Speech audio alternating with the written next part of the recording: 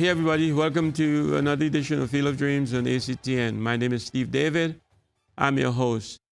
Today we bring you special moments of Field of Dreams over the past couple of seasons. Hope you enjoy it.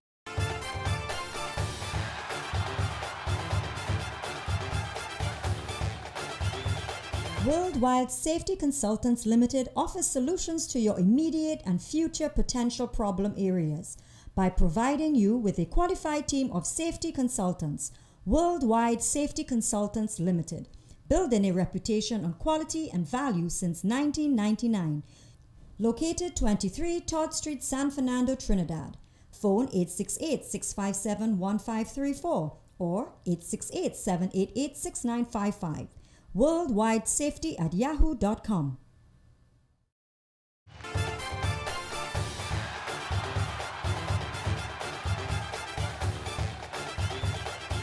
I want to welcome my guest here, Alvin Coney. Alvin, welcome to the set.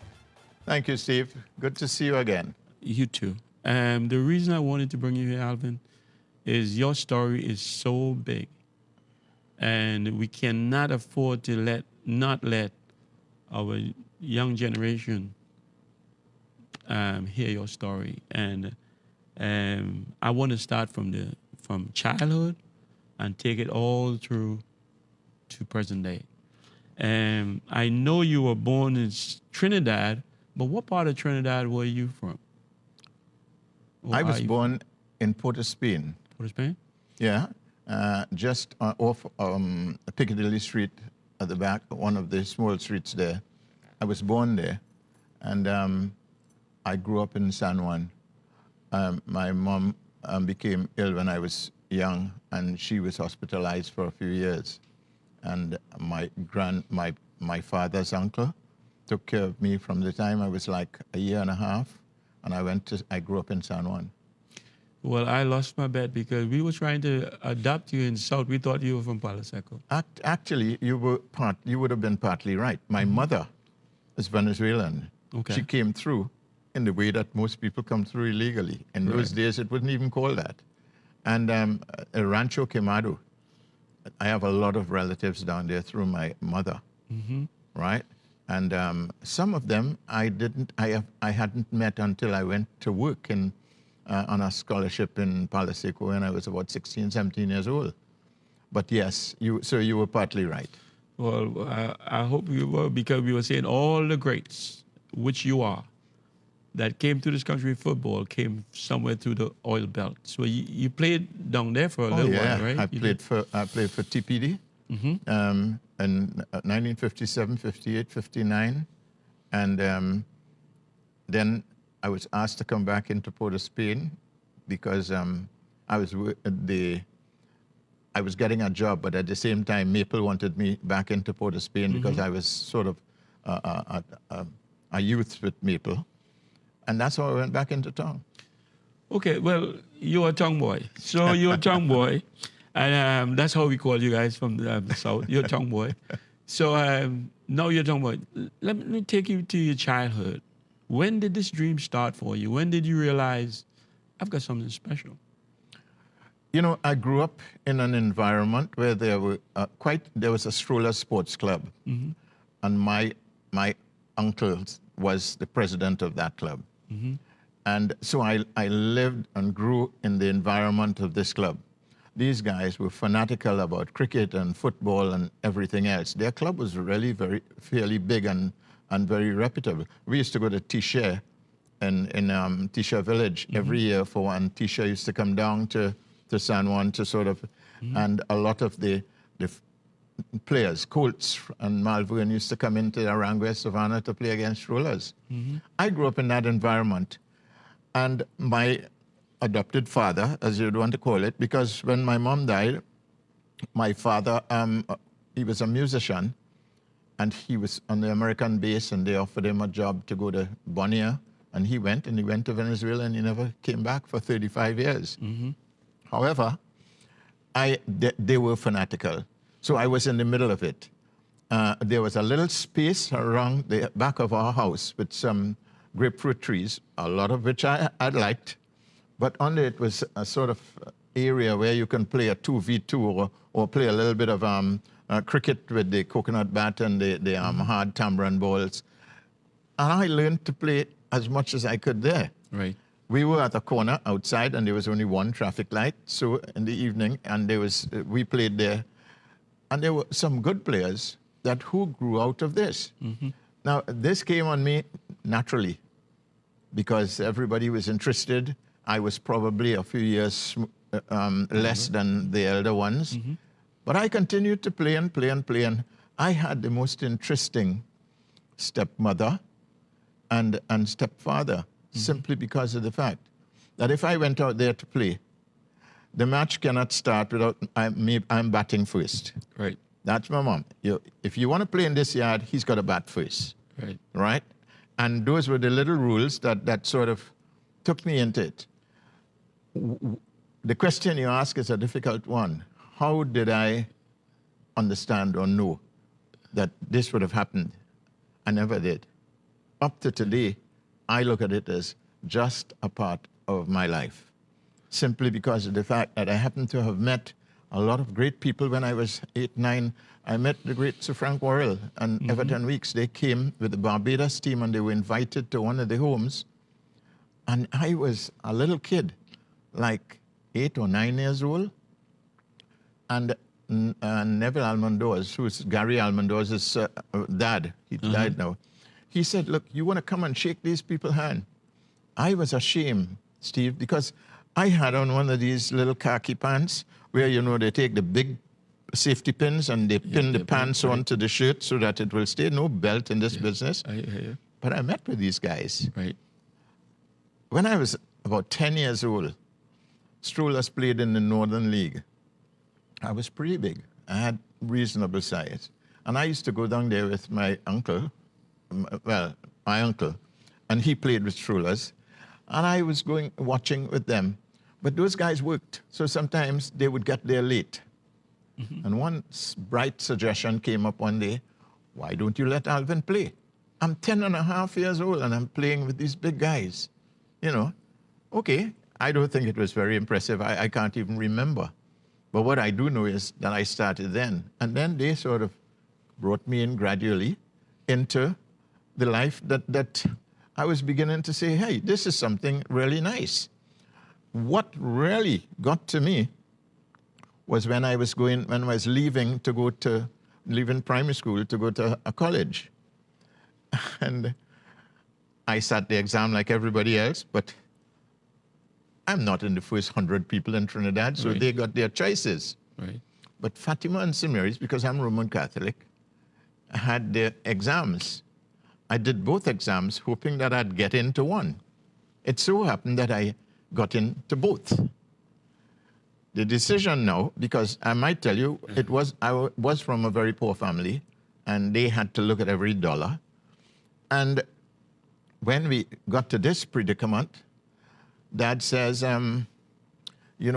we can't send you to, I said I wanted to go to St. Mary's. He said, yeah, that's good because that's less. The railway station was there. You can walk up from the railway station. And Fatima is out because it's way down in Mokrapa. You have to take a trolley bus. We can't afford that every day. Or the whole Trelawney was going on. And somebody told the priest at Fatima, Father Ivan Fitzwilliam, who was a national soccer player, said, they've got a little kid here. He's about to go to St. Mary's. Why don't you all try to get him? How they found my parents, I don't remember. But all of a sudden, Dad says, you're going to Fatima. I said, how you arrive at that? He says, well, they offered to give you a bicycle, and they offered to give you uniforms to come to school with. And those are things that we had to buy. Right. So therefore, we're going to send you to Fatima. That's how I went to Fatima College. So you was never involved in elementary school football? No, no.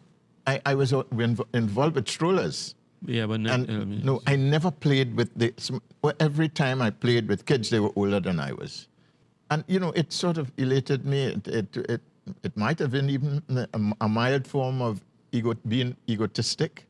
But at the same time, I was enjoying it. I didn't look at it from the point that one of these days I'll be doing this. Right. It was never on the cards. It was just that type of thing. But so you came onto the national team at a very young age. Yeah. I was 16 years and 280 odd days. Wow. And funnily enough, when I came on, I was on the substitute bench. It was in 1954 Okay. when the England all-amateur team with Bedford Jezzard and all these guys came here, Jimmy Hill, and they came here together. I was a reserve in the North team. North played and the guys beat them 1-0, and then they didn't pick me to go on the field. I was in the subs, and then I went down to South in the Trinidad team at Skinner Park. And I was there on the bench and everything else, and I got 15 minutes of the game. Delbert Charlo, whom you probably know, turned out to be a real, Delbert and Doyle turned out to be real close friends of mine. Said, give this kid a chance. And I got a chance to play. They got 4-0, and North lost 1-0 in the North. Whatever happened there. However, they played 3 games, they won all 3. And that was where I started. And from then onward, it was like getting into the North teams, the Beaumont Cup, the Red Cross, the Dambolin Cup, and then Maple.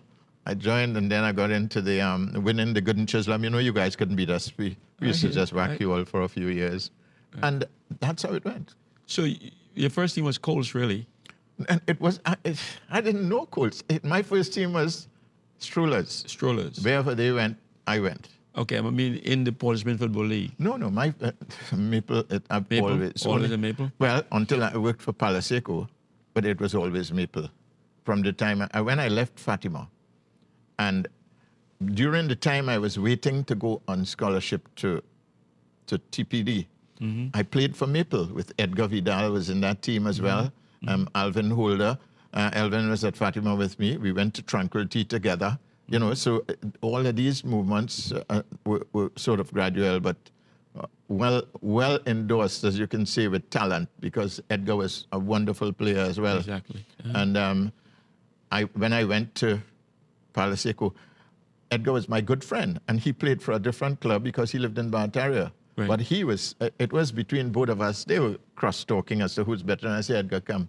And I tried to get him down there, and I did. Right. He played for Palaseco too. He still lives down there, as a matter of fact. And he got married to my sister, and you know they had a family down there. So it was sort of, you know, you were partly right. I had family down there. Yeah, because there's a lot of arguments always with the guys that having a drink and they talk about, well, Alvin is from Palaseco, and saying Alvin is from Port Spain, and you know, I didn't know. Yeah, the thing about it is that. One guy in Belmont once, he came to me in the Savannah. He says, Alvin, you were born in Belmont. I said, no. He said, yes, I'm telling you, you were born in Belmont. I said, hold on a minute.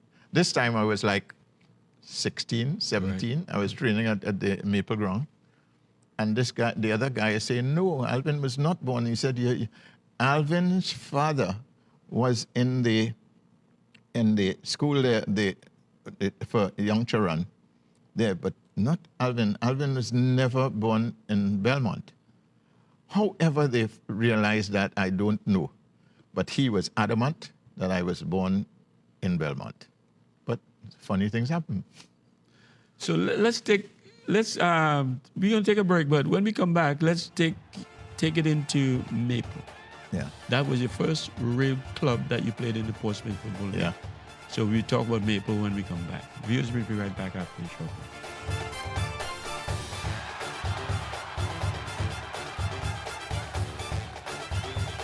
Worldwide Safety Consultants Limited offers solutions to your immediate and future potential problem areas by providing you with a qualified team of safety consultants.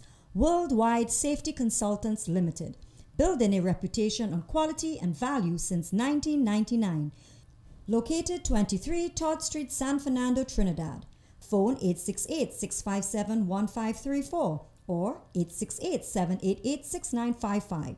worldwidesafety@yahoo.com.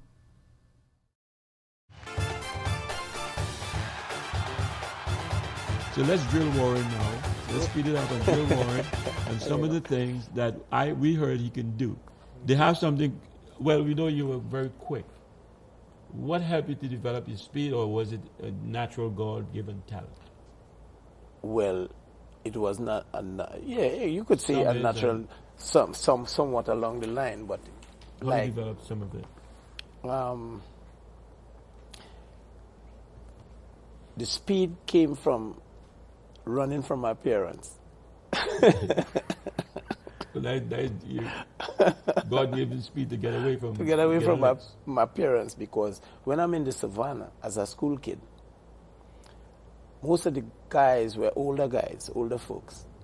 And the languages that they used to use on the field, I was living just a stone's throw away from this football field. So my parents used to hear, oh, Warren is on the field again. So my mother would cut a Tamron whip. You understand? And they'll be coming behind me.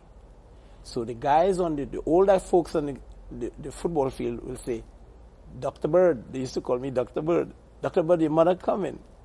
I was so small. Yeah. Dr. Bird, your mother coming. So I had to be very elusive. I had to run the whole block and come around before she even reached the savannah to catch me. You understand what I'm saying? And that's the way I had to go on for years, trying to dodge my mother. You understand? Not my father. He worked all his life in Shell as an electrician. He not have time with me. He wasn't home. So my mother was my mother and father. But you also were involved in track and field. Well, that too came along. You understand? Hunting, you know, speed, stamina, you know, eating right, eating the fruits from the forest. Right. You understand? No trash. I never knew a hot dog until later in life. Then you went to New York. Hamburger. You understand what I say? So I eating from the forest. So I talking about natural things that I'm eating. And I just had to be elusive. I knew I had to be elusive playing the game of football because I'll be always injured. You always told me about and your turns, and I thought you were so sharp on your turns. And you tell me you got to mash hard. There you go. To the left if you're going right. You mash hard, go, and then you turn, go. Explain that to That came from experiences playing in the mud in Coronation Park. Right. Now, remember, we never play in boots, so my toes were really my studs. Right. So I knew all those tricks. Now, when I started playing in the boots, it was pegs, cork pegs. So I knew you have to dig in, and you mash hard to dig in. You mash hard to turn. Right. So guys have a way they put a boots on with studs. It's raining and they're still falling down. No, you have a way that if you're going 100 miles an hour, taking a shot, you have to know how to plant that foot. It's studs. You have to know how to plant your foot with studs. I also saw you got some penalties, and nobody tripped you. You tripped yourself. Well, it was a trick I could teach, but they don't allow it no more.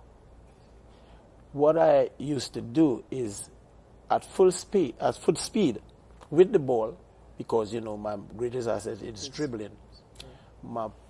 In dribbling, I will take my right foot, but the defenseman have to be close marked. He have to be marking me closely. So I'll take my right foot, kick the back of my heel. But I'm looking where the referee is, so he cannot see what I'm doing. What you're doing, yeah. Penalty. Speaking about mannerisms, and I know you don't know that, but I studied you so well, playing together, that when you're running down the line with the ball, and I am lurking around the box, I know whether you're going to cross in the air or whether you're going to hit it low on the ground. And I pick up that from your mannerisms, and you can't tell me what that is. I'll tell you what. Remember, we had certain signs. Yeah, I'm speaking. Certain signs we used to make. Yeah. Okay, like a corner, I'll tell you I come in so before. I don't have to make eye contact. Right. If I have a corner and you see my hand go so, you know how I bring in the corner. I could bring corner inside, or so I could put my right foot and bring a corner this way. You guys never try things. He know, DeLeon know, John know how I bring in this corner. From a right side corner, I could swerve it like this, even kicking a ball. Well, if I was a defender come up against you, I tell you what it is. When you go down line, if you're going to cross that ball in the air, you start making some long strides like this. And keep looking over, and keep looking over. I know. It's coming high. So I would go forward and check. Because it's coming back. And then if you're not going to bring it on the air, you keep your head on the ground, eye on the ball, and keep going. And then until you get to the ball line, and then boom, back. You knock it back. Go.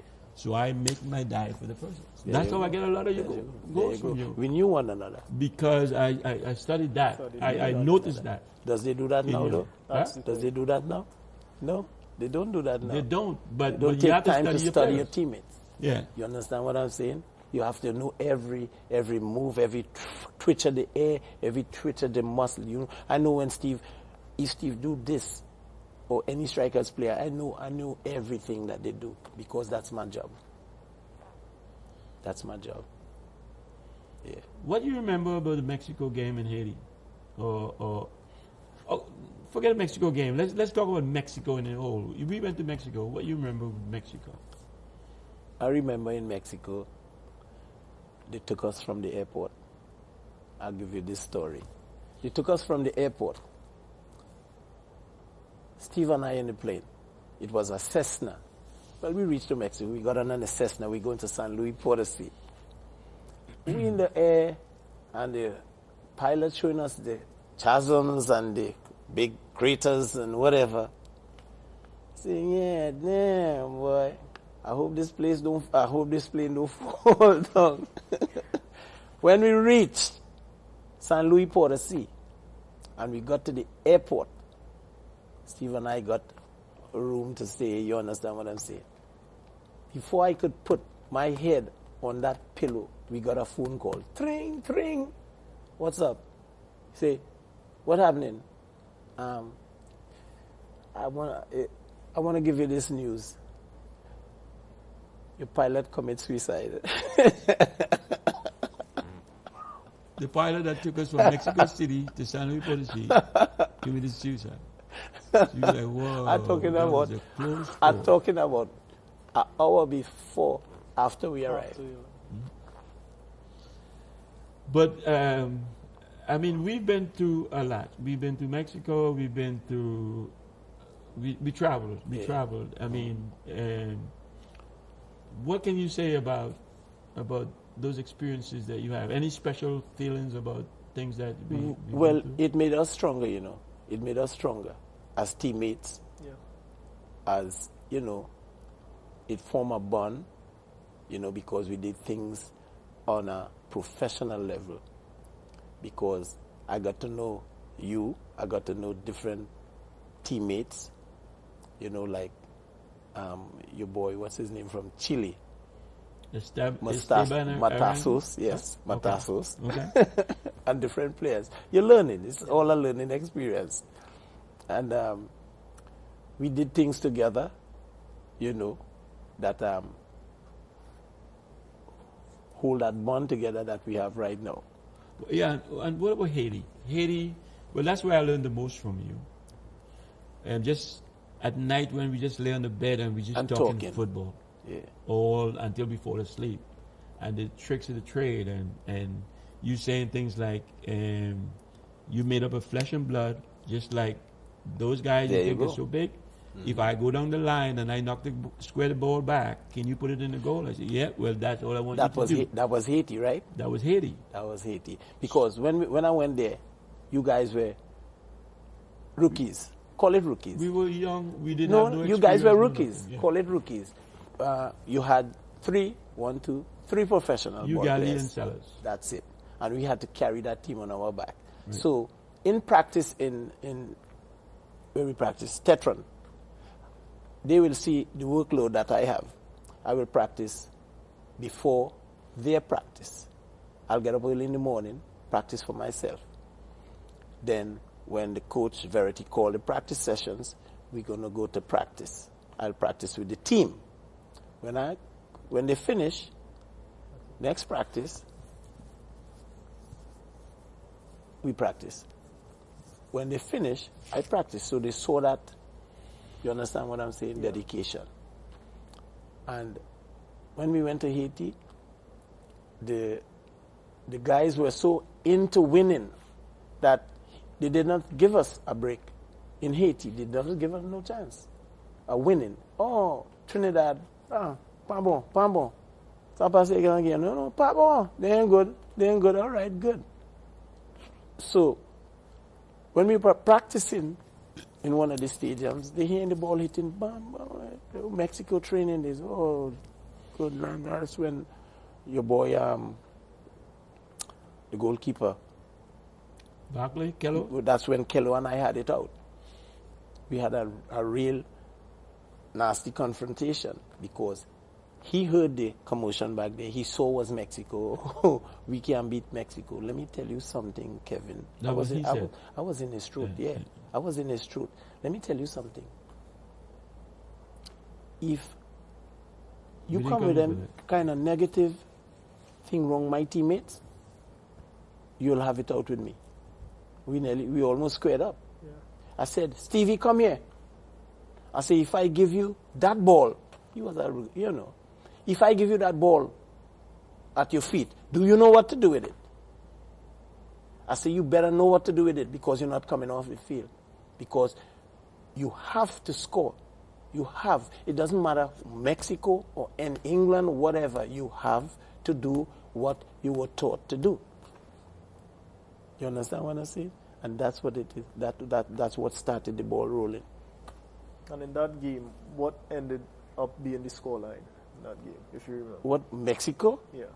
I wish it was 6 because we beat 4-0. They never called themselves, 2 World Cups after that. We crushed them. We came out to crush people. And that happened in Haiti. Yes.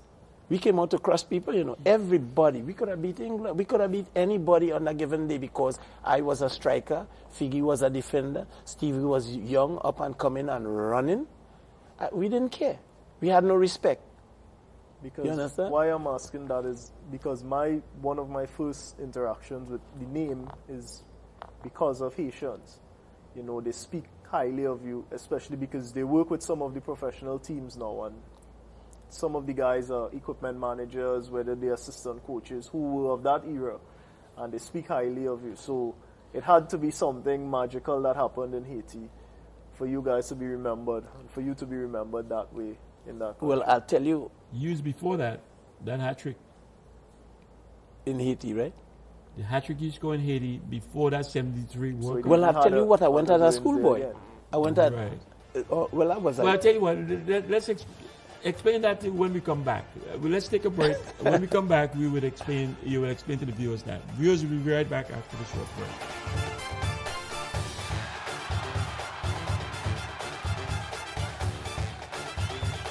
Worldwide Safety Consultants Limited offers solutions to your immediate and future potential problem areas by providing you with a qualified team of safety consultants.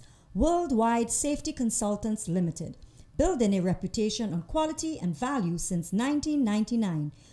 Located 23 Todd Street, San Fernando, Trinidad. Phone 868-657-1534 or 868-788-6955. worldwidesafety@yahoo.com.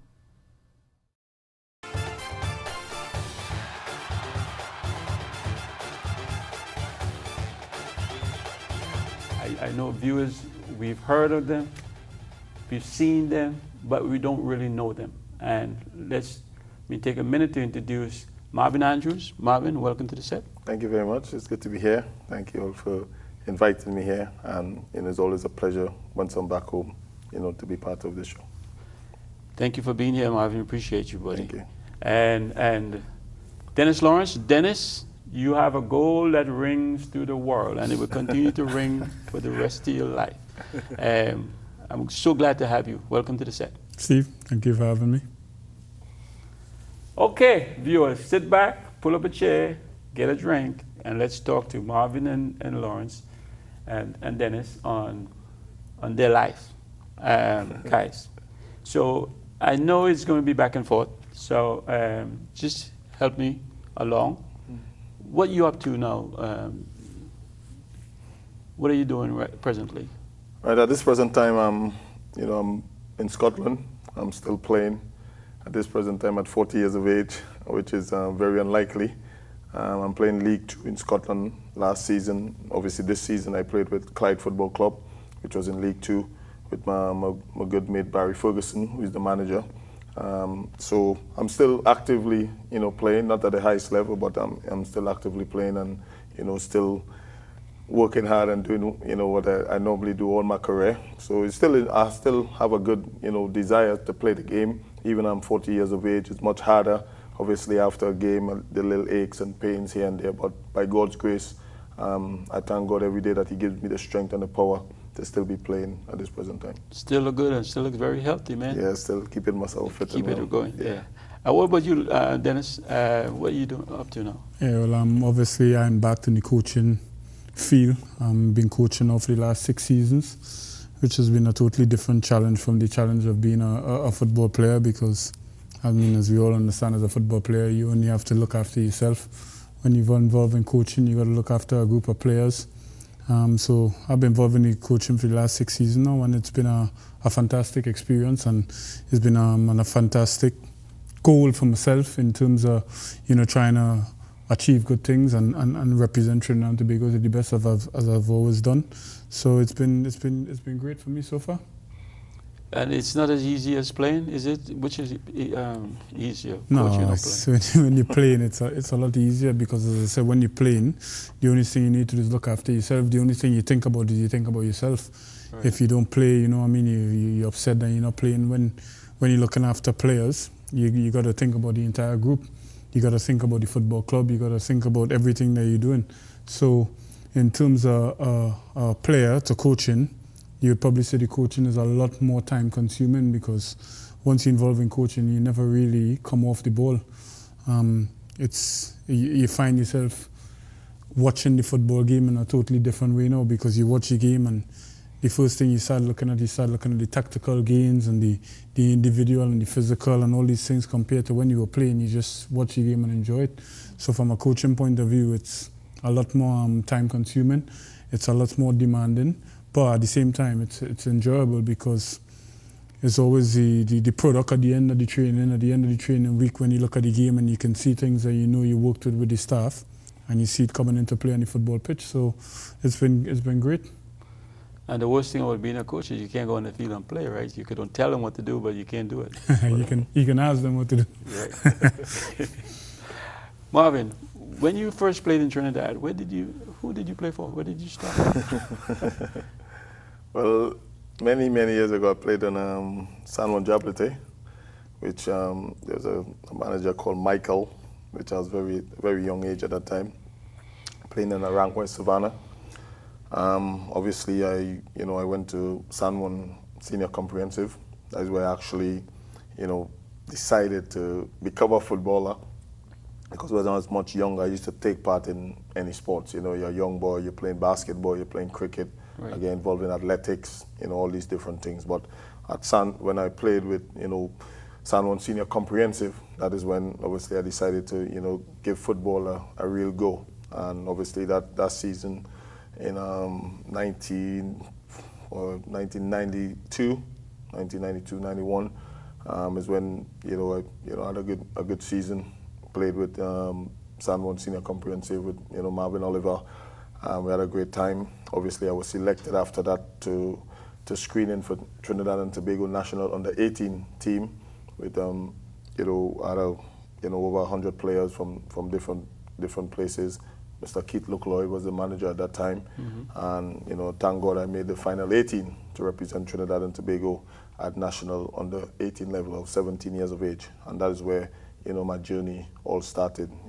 Within that time, I played for ECM Motong. In that same time as well, I played for Carib FC, where I worked at Carib. I was part-time. I worked part-time and played part-time. Colin Murray was the manager, and God rest his soul. Mr. Timnaf Ziga was he was like the manager. He used to look after the boys as well, on the football stage. Right. So that is where, you know, it all began for me. Right. And Dennis, I know you played in the professional league here, right? Yeah. Because I remember coaching Civic Center, semi-pro, I think. Yeah, it was semi-professional And at you the time, were- but my journey started, I started off with Movan Elements because that was my hometown club. So that's where I actually started Movan Elements. And from Movan Elements, I went and I joined Bataya Ball Players because I was introduced to Basil Smith at the time by one of my good friends. I'm from Bataya Ball Players. That's when I went on to Caledonia AA. I'm from Caledonia AA. I finished off at the Defence Force before going abroad to play in the UK. So in terms of school football, I mainly played in the second 11 because I went to Bataya Junior Sec, where I played in the league at the time. It was under 16s at the time, and then I went to Malik Senior Comprehensive. I was involved in that 1990 squad. We won the clean sweep and was the first ever victories for Malik Senior come under Keith Leclerc was the manager at the time.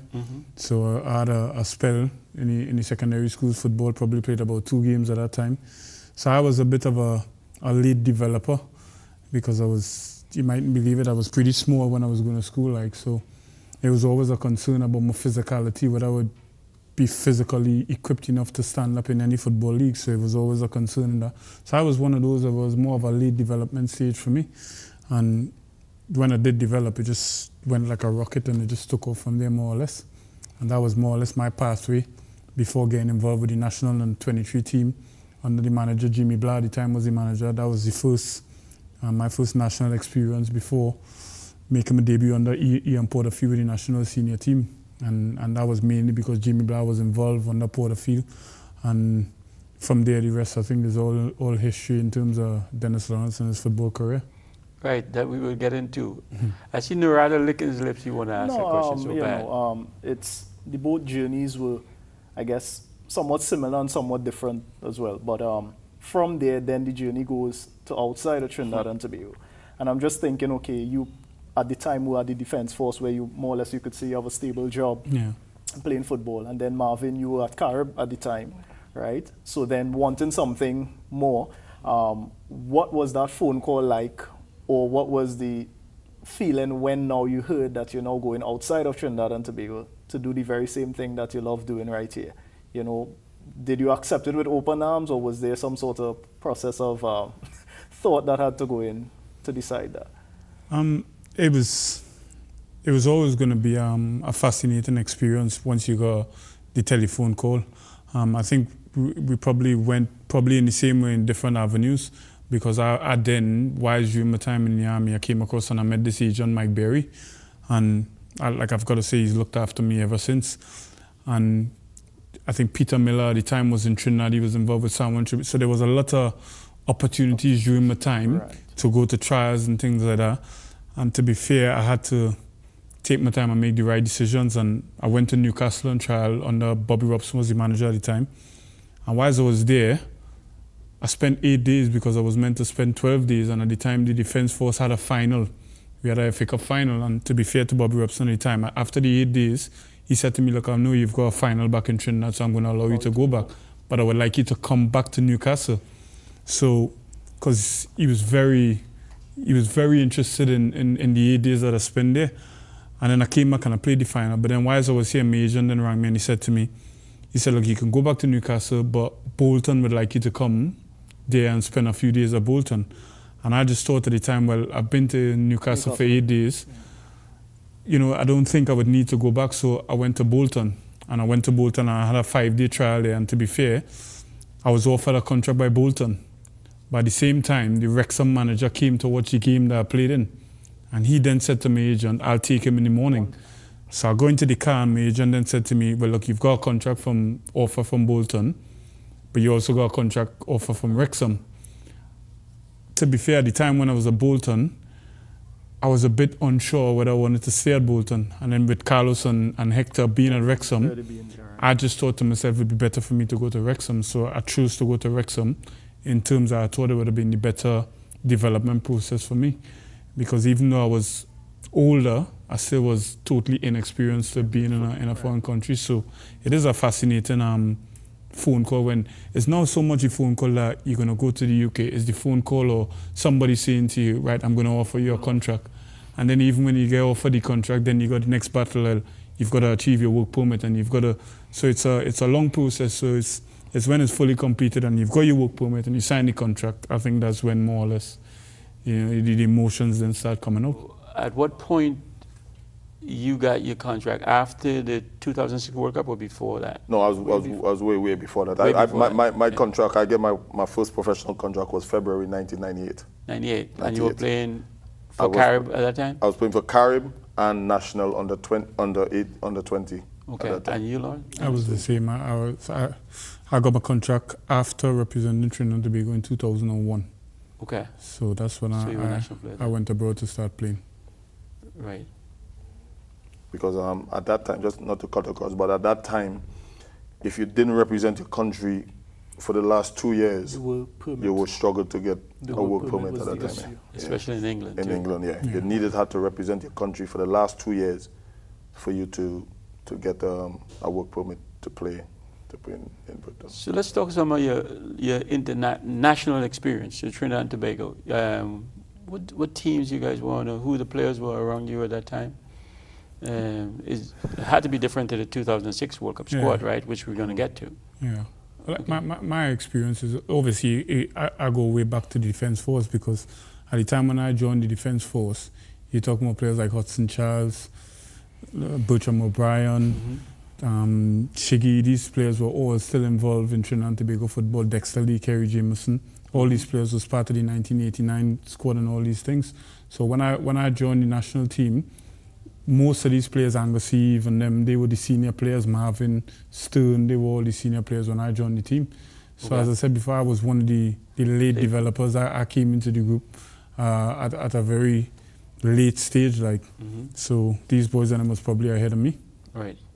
And you, Marvin? Yeah, well, for me, as I said, some of the boys, I obviously, Tony Roger was one of the guys that, I come up with. Obviously, he said Angus Eve, Sean David, Sherland David, Lyndon Andrews, because most of the guys who came through national under 18 and under 20, we went on to be, part of the senior team. I think we had a squad, I think the national under 23 team that when we went to Canada to do, I think it's the CSC games, I think we had a really, really good squad there. As I say, Arnold Dorica was a part of that squad, Sean David, Lyndon Andrews, myself, Kelvin Jack,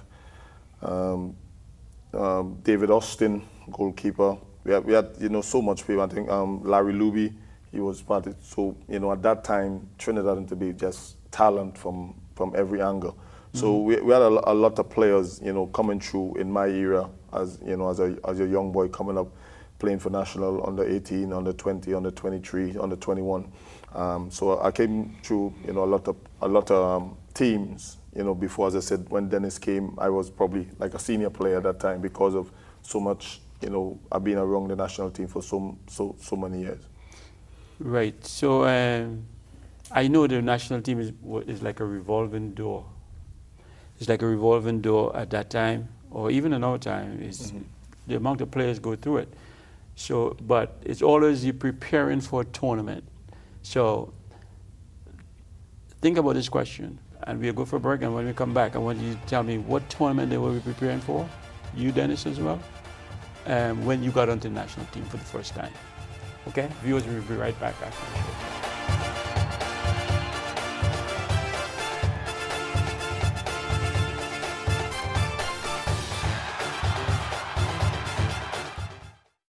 Worldwide Safety Consultants Limited offers solutions to your immediate and future potential problem areas by providing you with a qualified team of safety consultants. Worldwide Safety Consultants Limited, building a reputation on quality and value since 1999.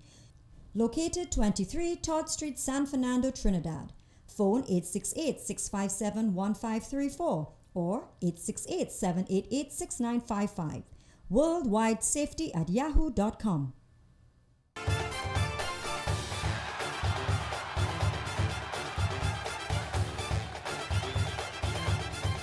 We have the great, the ever popular Russell Latapy. Russell, welcome to the set, bud.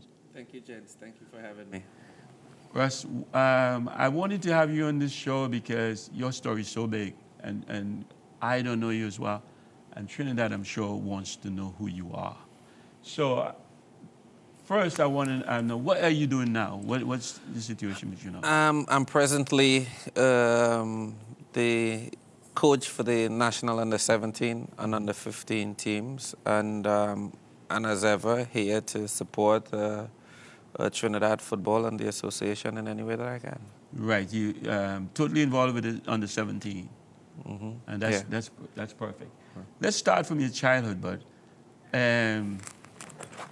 You born and grew up in what part of Trinidad? Yeah, I was born and bred in Laventille. Laventille? Yeah, Dorata Street, Laventille is where I was born and bred. I lived there for most of my life until I had a spell in San Fernando when I went to San Fernando Technical Institute.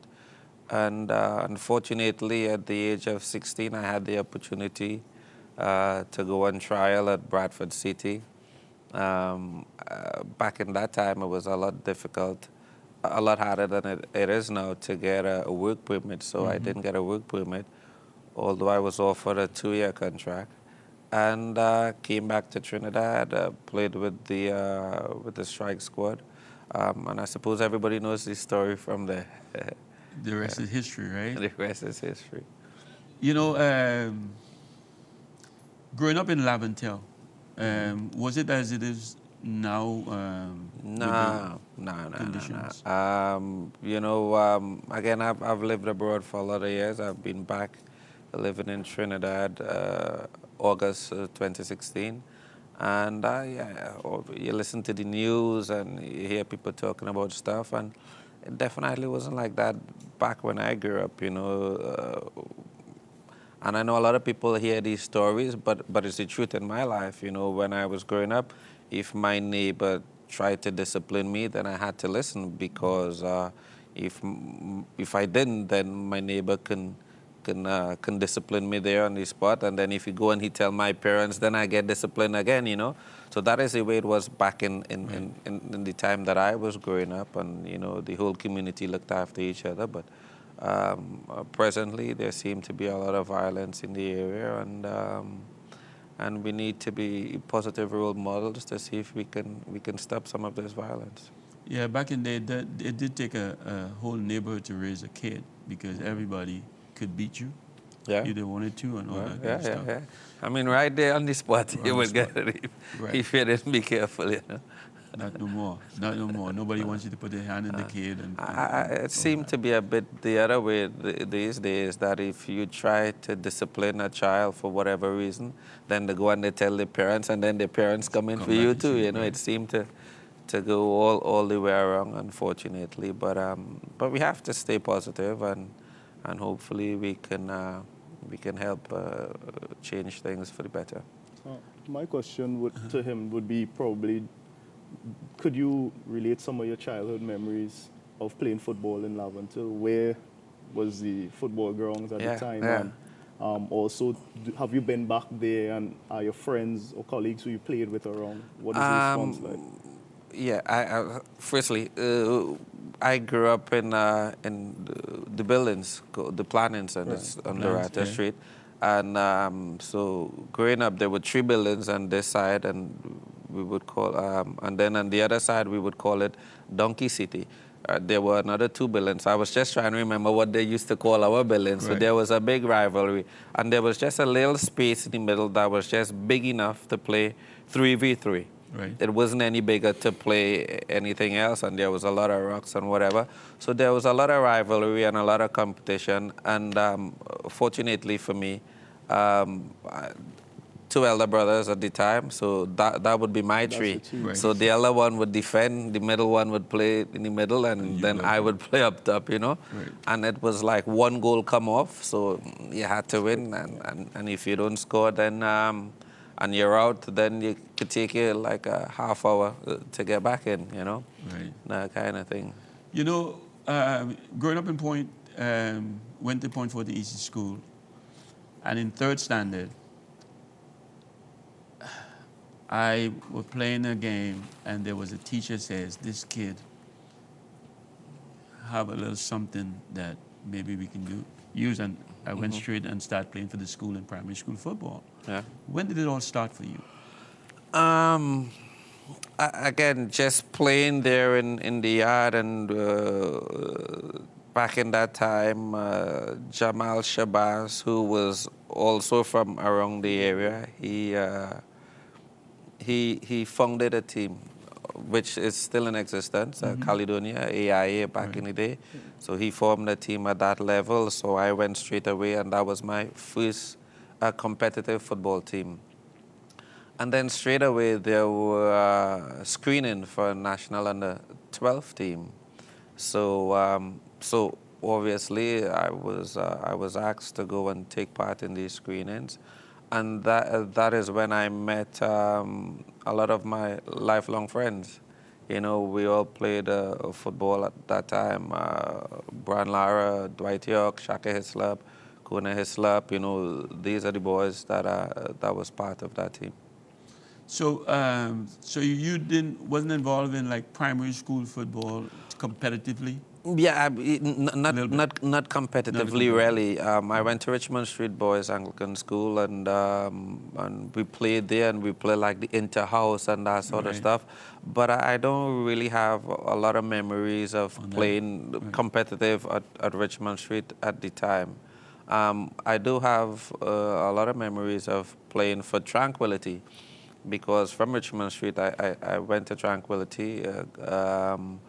And it was a big football school back in the time, intercol football, and I have a very fond memory of playing intercol football in Form 1, you know. It was just a little thing. I'm still small right now, but in Form 1, and I remember the coach putting me on with 20 minutes to go against QRC and QRC Grong, and that was like a really big thing for me back in the day, and I suppose that gave me a lot of belief in going further. Was that like your breakout? You know, there's some game or some occasion is like your breakout. All right, now I think. Yeah, I think that was the game. In saying that, I was already playing international football at under 12. But I suppose when you move up into a different age group and they're small and you're playing against guys who were 17, 18 at the time, and I would have been about 12 or 13, somewhere around there at the time, then it gives you the belief that I can really do this. But I also have to make mention of a coach who saw my talent from an early age, and there's a lot of coaches who came into my life that taught me to play football and taught me about life. But in particular, I'm speaking about a guy called Jar Lillywhite, you know, because at the time, you know, and he still does it up today, you know, his ideas and the way he wants to play football, the way he teaches football, and the way he deals with young people and young footballers, and, you know, and I can remember that everybody would be partying for Carnival, and Jar would have a couple of us in the savannah, and I can remember he throwing the ball up in the air, left foot, right foot, left foot, arms out for balance, and he's always at us, you know, and some of the things that you didn't really understand at the time, but you're saying, well, why are you having your arms out if it's your foot you're using, you know? And then once you develop later in life, you realize your hands out for balance actually keeps the opponents away, you know? So these are the little things that, that made a difference, but he had the foresight to teach us this from a young age, so it became normal in our game to do these things. I understand. It's like you're juggling the ball, and people, you don't juggle the ball in the football field, but teaching you touch and exactly, you know, a feel of the ball. So I understand that totally.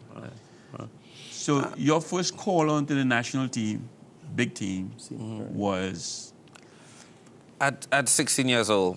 At 16 years old, and if my memory serves me right, I think there are two other players who represented the national senior team at 15, and a bit, which would be Gally Cummins and Clint Marcel, and I was just a couple months later at 16. So I started to play at 16 under the coaches, DTC's Roderick Warner and Mohamed Issa. They were the two coaches at the time, and For some reason, they gave me the number 10 at 16 years old, and I kept it for the next 25 years. Do you think you understood the responsibility back then of the number? No, none. You cannot as a 16-year-old. You know, as a 16-year-old, you know that some of the top players in the world and the top teams, they wear number 10, number 7, and these things. So, so you know that they're going to give the number 10 top to somebody who is technically gifted. You know, so they gave me the 10 top, and I just wanted to play football, and they could have given me the number 1 or the number 25. It didn't really matter to me. I just wanted to play, but it was a great learning curve for me because I got involved with a lot of senior players who some of them just on their way out, basically, who really looked after me as a young kid and guided me through, you know, the early years. I carried the number 10 in Trinidad team as well, but as a forward, you know. But as far as I'm concerned, our general was Gali, and you remind me so much of Gali when I saw you play. He controls everything. Yeah. He always, you know, so maybe Gali should have carried our number 10, but I got a number 10. He was another thing, but you guys are so similar traits. Similar in your ability and everything, man. So it looked like Gali took the whole thing and dropped it in your back. That is, you carry the mantle. And again, I was fortunate as well because I had Gali at the strike squad days, you know. So I think that, and again, if my memory serves me right, I had Roderick and Anissa, and after this phrase for strike squad, that's when Gali took over, and I would have been 2 or 3 years old at the time. So I got Gali at strike squad at pretty much 18, 19 years old, and he did a fantastic job, and he taught us a lot, you know. If we think about what he achieved with the strike squad was, in my mind, nothing short of amazing, you know. It was locally based players, not one professional we had back in the day, you know, and he shaped us into to a unit that played for each other, and who he gave our football, in my mind, an identity, you know. Again, I think we've always had certain players and played a certain way, and I think we're better as a nation when we play that way, and I think Gali as an ex-player identified that and shaped us into playing that way, and it brought a lot of pride to the whole nation, you know. And I suppose just as a nation at the time, I don't think we were quite ready to qualify, and I know this would be a bit controversial, what I'm going to say, but it's my views. I know a lot of people blame the technical staff and the federation and that sort of stuff. I'm thinking that we travel from that far and a lot of conspiracy and all that sort of stuff. But in my mind, I don't think, as a nation, I don't think we were quite ready, and we weren't a footballing nation and like we are today. I don't think the general public had the understanding of the game 20 years ago or 30 years ago that we do now. Okay, Russell, when we come back, I want you to talk to me, because we're going to take a break now. I want you to talk to me about the strike squad, your interaction with that group, and how you guys move forward. All right, viewers, we'll be right back after the short break.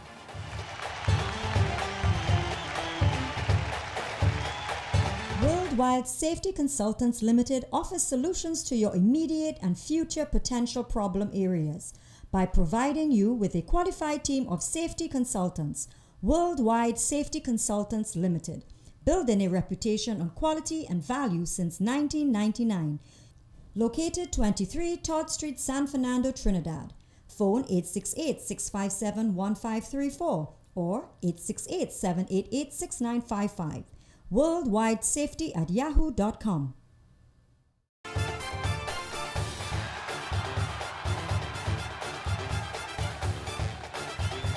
Thank you, ACTN, for giving us the opportunity. Thank you, viewers, for tuning in every Monday night at 8 p.m. We do repeat on a Tuesday at 1. So if you're missing a Monday night, don't forget you can check us out on a Tuesday. And we have a Facebook page. Check us out. We do have an email address, fieldofdreamstt@gmail.com. You can drop us a line. The show is ended. Go in peace. My name is Steve David. Good night.